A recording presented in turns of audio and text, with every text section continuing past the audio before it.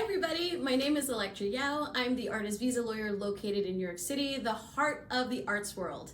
Every day I try to go live to talk about O1 visas, EB1As, and EB2s. And today we're going to talk about what is an itinerary. I think this is a really important topic because I almost never hear other attorneys talking about what an itinerary is.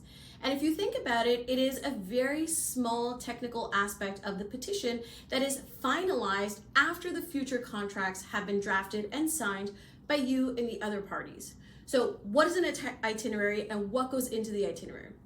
So the itinerary, think of it as a synopsis or a summary of all of the work and your roles and your pay and the location of the work that you're going to be doing. So it's a summary. It can look in a bunch of different ways. I've seen some attorneys include an Excel spreadsheet. I've seen some attorneys write it out in paragraph form. I personally like to do it in list format.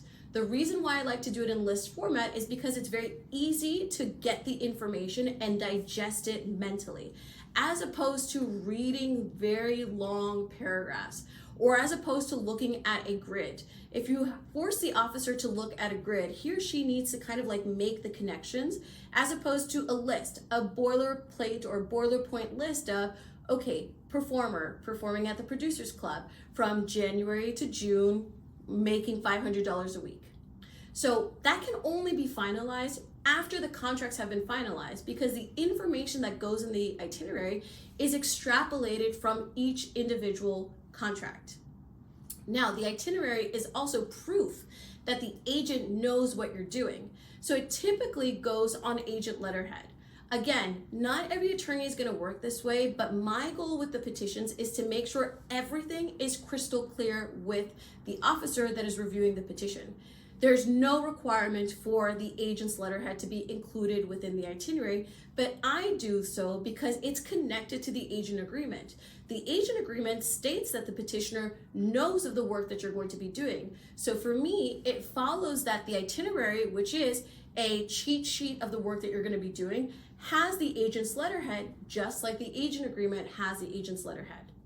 Now, why did I say that this is a technical requirement?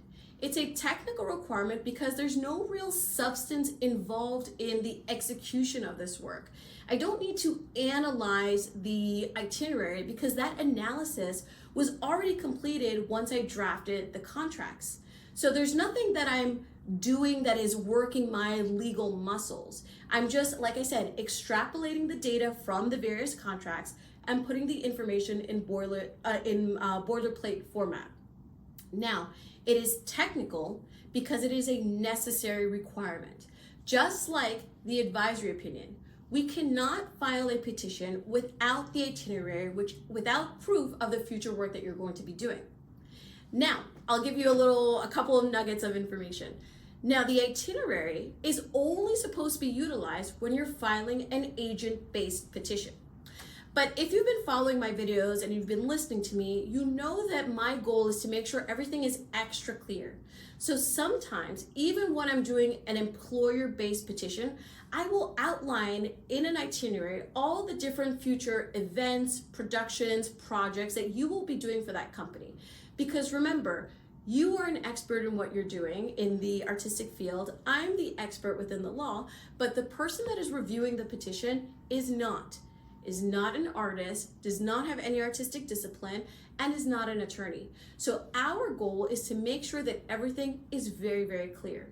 It is a technical requirement for agent-based petitions, but it is not a requirement for an employer-based petition. However, we choose to do so strategically because it provides clarity for the officer. These are very large petitions. You want to make sure that the experience for the officer is very user-friendly. So I hope that you followed and you understand that this is a technical document that must be included. And just to recap, an itinerary is a technical document which includes all of your future work outlined for the officer to see with the agent's letterhead on top, and it is a necessary function to prove to the officer your itinerary, your scope of work that you're going to be doing for the next 3 years. Please continue to follow me on YouTube, on Instagram, and on TikTok. I love talking about everything related to the O1 and supporting international artists. So thank you so much for watching, and I will see you guys tomorrow.